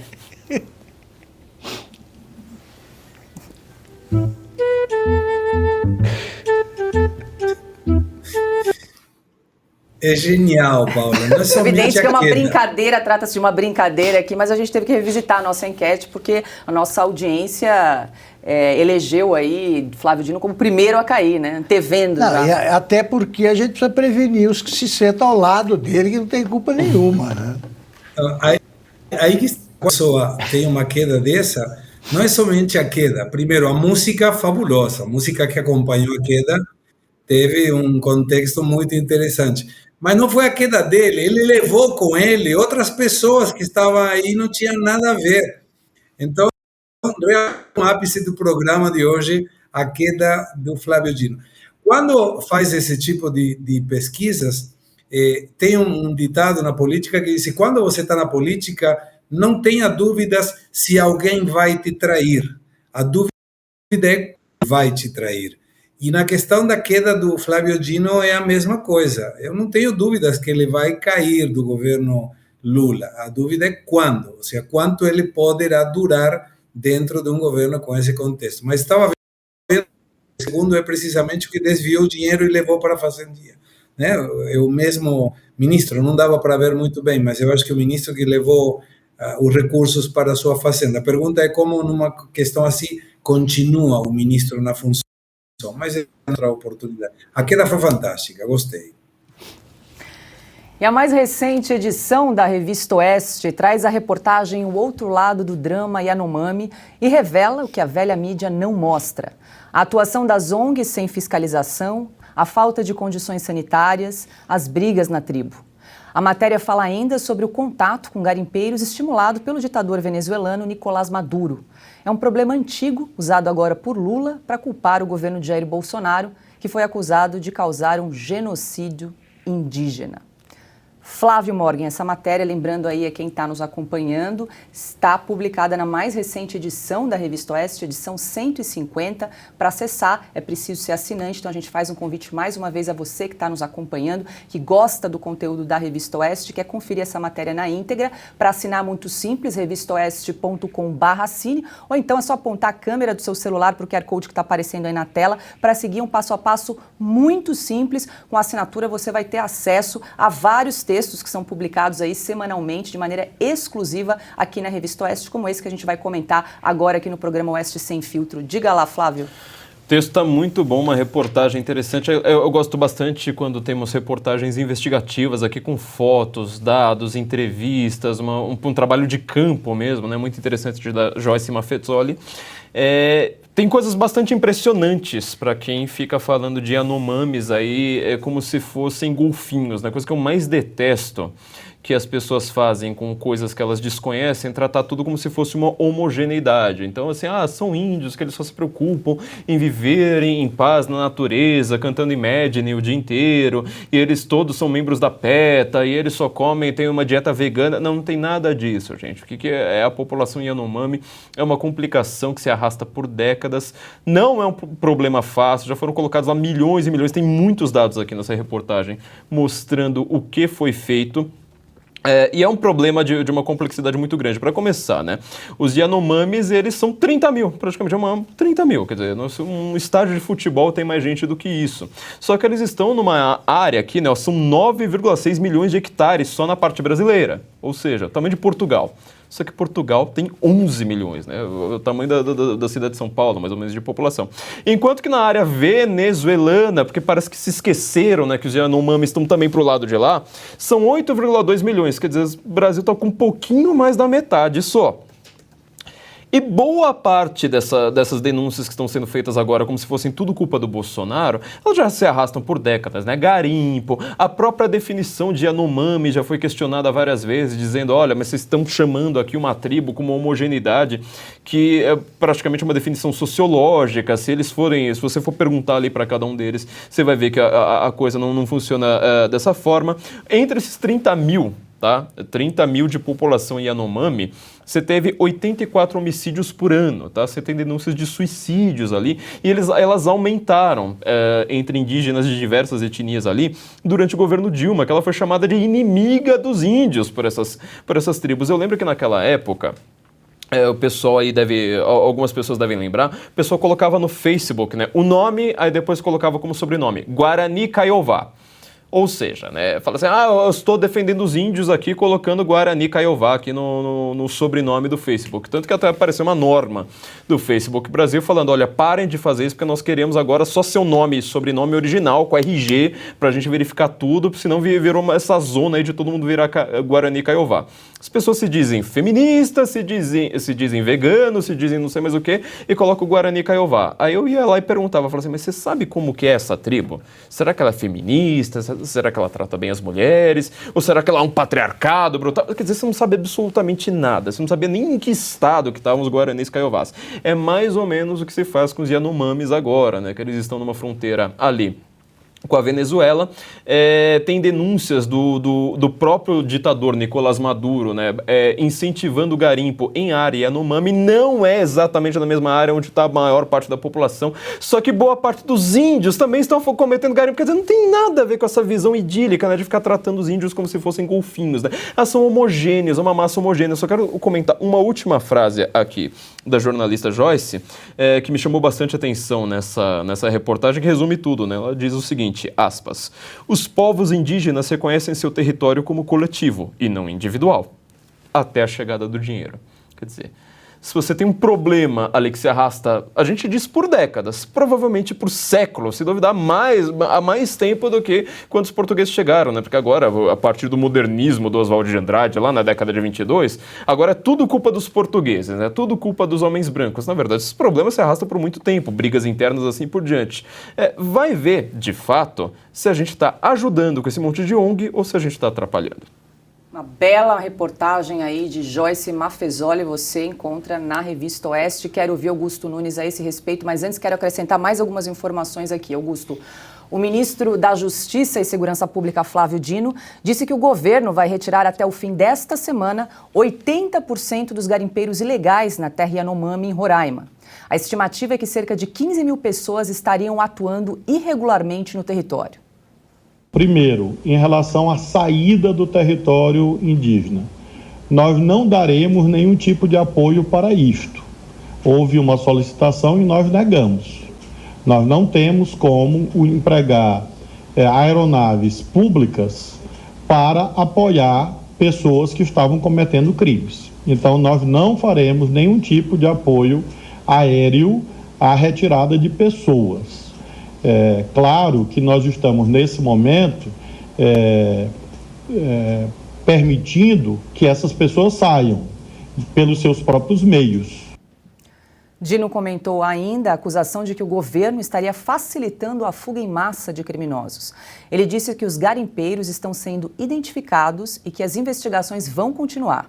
Falou que o uso da força sem planejamento poderia piorar o problema instalado no estado de Roraima. Agora sim, Augusto, quero te ouvir a esse respeito. Os garimpeiros também são vítimas do farisaísmo, entre outros defeitos aí dos governantes brasileiros. O Flávio Dino, ninguém acredita, mas ele governa um estado que supostamente pertence à Amazônia, oficialmente. Amazônia Legal. O Maranhão não tem há muitas décadas, mas uma árvore ali na região mais próxima da Amazônia. No entanto, graças ao ex-presidente Sarney, ele pertence à Amazônia, tem todos os subsídios, privilégios aí concedidos ao Estado que fazem parte dessa chamada Amazônia Legal.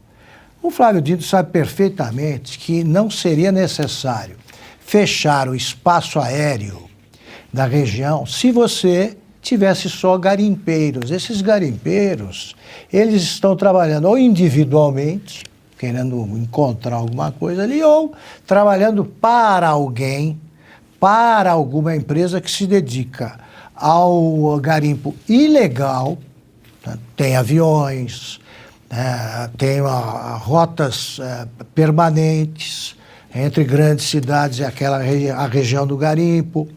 Todo mundo sabe disso e é muito anterior ao do governo Bolsonaro. Eu ouço falar disso há muito tempo e lido com essas notícias há muitos anos.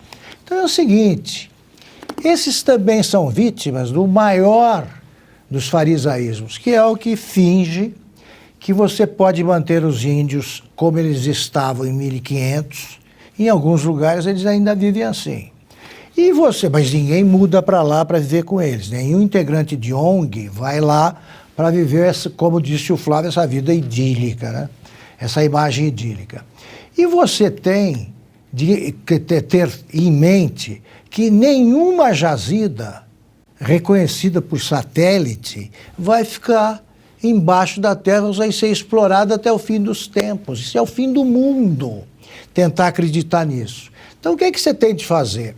É tratar fazer com que o garimpo legal, que a exploração legal do garimpo, beneficie os índios e quem trabalhe lá. E ponto. Os índios, como fala, é a ideia defendida por todos que entendem dessa questão, os índios têm que escolher o seu modo de vida. Mas eles têm de saber que existe outro.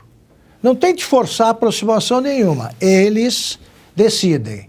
Agora, imaginar que os caciques não estão também fazendo negócios, como os jornais noticiam há muito tempo, é coisa para ingênuo ou vigarista. O que se precisa é montar um esquema, né, que permita essa exploração com lucros conjuntos para todos, porque não é possível achar que os índios vão continuar com 1.500 e os minérios jamais sairão de onde estão. Augusto, só uma outra informação, a mineração em terras indígenas da Amazônia Legal cresceu 1.200% desde 1985. Os dados são da plataforma MAP Biomas. Quer dizer, agora o Lula tem que provar, então, que ficou durante 8 anos em que ele governou o Brasil, ficou tudo parado, né? Que não cresceu nem um pouco. E ele quer apontar o Bolsonaro como autor de um segundo genocídio.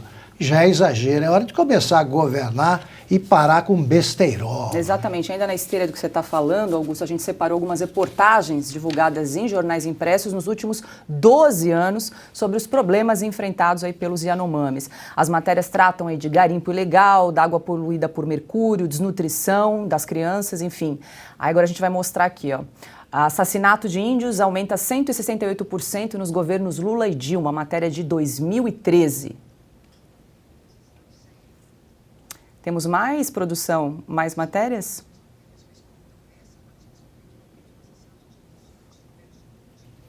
Temos mais matérias para a gente colocar? Novas imagens mostram tribo isolada ameaçada pelo garimpo na Amazônia. Estamos tomando água poluída de mercúrio, o povo Yanomami vai sumir, 2017. Líder indígena denuncia garimpo ilegal na terra Yanomami em Roraima. Essa matéria é de 2015. Com alta do ouro, reserva Yanomami enfrenta a invasão de garimpeiros. Matéria de 2011. Aqui a gente volta, então, para a anterior que eu tinha comentado, né? Assassinato de índios aumenta 168% nos governos Lula e Dilma, matéria de 2013. Então, fizemos um recorte aí com algumas reportagens mostrando que esse é um problema antigo. A gente já conversou aqui algumas vezes no programa Oeste Sem Filtro, certo, Flávio? Eu lembro de quando eu estava nos anos 90 na escola, né, tinha uma capa famosíssima da Veja que a gente sempre usava a mesma revista, né, não tinha internet na época, para fazer os trabalhos escolares, com os Yanomamis. E a discussão lá nos anos 90 é de que esse problema ele era prolongado, quer dizer, a moda na época era fazer o contrário, falar assim, olha, mas eu não consigo resolver agora porque esse problema se arrasta por muito tempo. Agora é o contrário, né, agora que você teve 4 anos de governo Bolsonaro, é tudo, olha, começou com o governo do Bolsonaro e agora a gente não vai conseguir resolver, porque começou, né? Nunca teve problema com os Yanomamis, eles deviam estar entre essas pessoas que ficam viajando para a Suíça a cada 3 meses, né? Que o Lula fica dizendo aí, né? O aeroporto dos Yanomamis estava cheio, sempre cheio lá na época do Lula, e agora começou a ter problema com o governo Bolsonaro. Ora, a questão do índio no Brasil, nós tivemos a honra aqui de receber pessoas da Fox News, né, pessoas da Die Welt Woche, da Suíça aqui na época das eleições, e eu estou extremamente acostumado a dar entrevistas para repórteres internacionais. A primeira pergunta, sempre, inevitavelmente, não importa de onde seja o jornalista, a primeira pergunta é, e a Amazônia? E a minha resposta é sempre a seguinte, olha, me diga o que está acontecendo na Amazônia, porque a Amazônia é muito distante do brasileiro, entendeu? O brasileiro médio conhece a Amazônia por livros, eu nunca fui para a Amazônia, não tenho proximidade nenhuma. Vocês já visitaram Colômbia, já visitaram Venezuela, já visitaram não sei mais onde, vocês conhecem a Amazônia, eu não, então não adianta perguntar para um brasileiro. Agora, se você quiser saber o que a mídia brasileira fala sobre a Amazônia, um besteirol, né, um rol de besteiras e de narrativas prontas, feitas para dar poder para as ONGs e para diminuir o poderio de governantes inimigos do sistema no Brasil, isso eu consigo te dizer com toda facilidade. Agora entenda, boa parte disso é simplesmente um discurso para favorecer ONGs, para favorecer gente que tem milhões ali, inclusive de dinheiro do governo, sabe? Ou seja, o nosso dinheiro, financiando ONGs que deveriam ser... o Brasil tem esse conceito, né? ONG, organização não governamental com dinheiro do governo. Ou seja, né, uma coisa meio... deveria ser só uma OG, né, não uma ONG. E tudo isso para você deixar aquela situação exatamente do jeito que está. Eles querem isolar o índio, falar o índio não pode nem ter cobertor, veja as denúncias que tiveram em documentários recentes, né, como Cortina de Fumaça da Brasil Paralelo. O índio não pode ter nem cobertor porque ele fica no seu habitat natural. O índio gosta disso, sendo que quando você vai ver o índio está querendo ter telefone, antena parabólica, andar com roupa e coisas do tipo. Olha só, Flávio, eu visitei várias vezes a Amazônia e não me considero alguém, não me incluo entre os que conhecem a Amazônia. Precisa ser muito arrogante para dar palpite sobre a Amazônia, como faz, por exemplo, o Leonardo DiCaprio. Que eu falo, se você soltar o Leonardo DiCaprio a 100 metros da Transamazônica, que já está coberta em boa parte pelo mato, ele não acha a estrada. Ele não acha. Se você vai de Manaus, você vai num avião do Exército, de Manaus a São Gabriel da Cachoeira, que fica lá na extremidade do Rio Negro, você demora horas e não vê nada de nenhuma área aberta pelo incêndio, que segundo as ONGs já destrói a Amazônia há 40 anos, 50 ou mais. Então é o seguinte, se você acha que a Amazônia está desmatada, tente andar a pé pela floresta, vá de uma cidade a outra caminhando. Os garimpeiros que estão fugindo estão dizendo isso, caminharam 20 dias pela mata, então cadê as áreas desmatadas, que não resiste ao mínimo de bom senso que falta às ONGs. Agora, esperteza é com eles mesmos. Eu não vi em destacamentos da fronteira um único integrante de ONG. Eu vi índios e militares que, num trabalho heróico, preservam a cultura indígena, embora deixem com eles aí a possibilidade de aproximação da civilização que não é a deles, da cultura que não é a deles. E um balão espião rendeu muito assunto e troca de acusações entre Estados Unidos e China. O balão foi identificado pelo Departamento de Defesa norte-americano na última quinta-feira e sobrevoou várias partes do país. Segundo o Pentágono, ele estaria a uma altura bem superior à do tráfego aéreo comercial. No sábado, o balão foi abatido pelo Exército. Os militares usaram um jato de combate, que disparou um único míssil. A ação aconteceu no estado da Virgínia. Gustavo Segre, a China nega que seja um balão espião e que sim trata-se de um instrumento meteorológico. E aí? E a China vai negar, ninguém vai acreditar no que a China negou. O curioso é que quando aparece, ninguém era o dono do balão, até que Estados Unidos observa, deve ter visto, Made in China, igualzinho que os bichinhos de pelúcia da Disney. Então devem ser dos chineses. Aí os chineses aceitaram que eram deles e que não tinha nenhum objetivo de espiar nenhuma questão estratégica, porém estava numa região em que tinha aqueles dutos que têm, teoricamente, mísseis nucleares. Então é uma questão de gato e rato, é uma questão diplomática, não é uma questão fácil, é uma questão séria para ser tratada, porque é a primeira vez que isso acontece.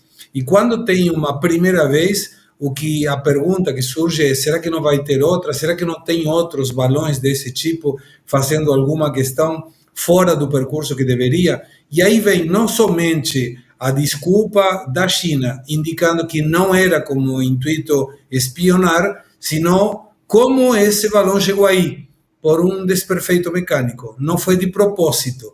E aí vem a segunda mentira que ninguém acredita. Estados Unidos fez bem, defendeu a sua soberania aérea, no caso, porque, além do mais, poderia, se esse balão estivesse um pouco mais baixo, atrapalhar o comércio aéreo, companhias aéreas, e colocar em risco as pessoas que nos aviões estão. Flávio, rapidinho, que nosso tempo está curto. A China disse que o balão saiu da rota, né? O balão saiu da rota, né, da China e parar nos Estados Unidos, atravessou o Pacífico inteiro, balão lento, né? Uma coisa como essa é uma coisa perfeitamente incrível. Virou um meme nos Estados Unidos isso, porque o balão foi descoberto na quinta-feira. Como nós estamos dizendo, ele foi abatido no sábado. Passou-se 2 dias com todos os americanos falando: então virou um balão espião ali no ar, né? Então foi abatido, né? Foi abatido, isso. E não foi abatido. Então você vê, né? Agora tem até uma desconfiança de que ele pudesse ter explosivos. E isso ainda vai render poucas e boas. A boa represália prometida pelos chineses. Se algum avião americano entrar no espaço aéreo, eles derrubam. Então, eles estão reconhecendo que o balão não estava por aqui, porque passou por perto, né? Os brasileiros estão decepcionados aí com a não inclusão do Brasil na rota, porque ele poderia chegar por aqui em junho e ajudar na festa junina, em alguma, ou então chegar mais cedo e participar do carnaval, né? Sobrevoando a Sapucaí, por exemplo. Essa dos chineses, olha, só não é melhor que a última negativa deles, né? A mais recente, que o vírus não era chinês. Isso aí durou 1 mês antes da pandemia. Não era, eles não tinham vírus nenhum lá, até que começou a pandemia. 19h30, termina aqui mais uma edição de Oeste Sem Filtro. Muito obrigada pela sua companhia. Quero deixar um beijo para minha querida Ana, que está de férias nesta semana, alguns dias. Na quarta-feira ela deve estar de volta. E começo me despedindo do nosso convidado hoje, Gustavo Segre. Muito obrigada por estar aqui conosco. Obrigado, porque sempre aprendo estando com vocês. E os comentários do Augusto, não somente pelo conteúdo, sino pelo jeito, enriquecem a minha pessoa como pessoa. Muito obrigado pelo convite.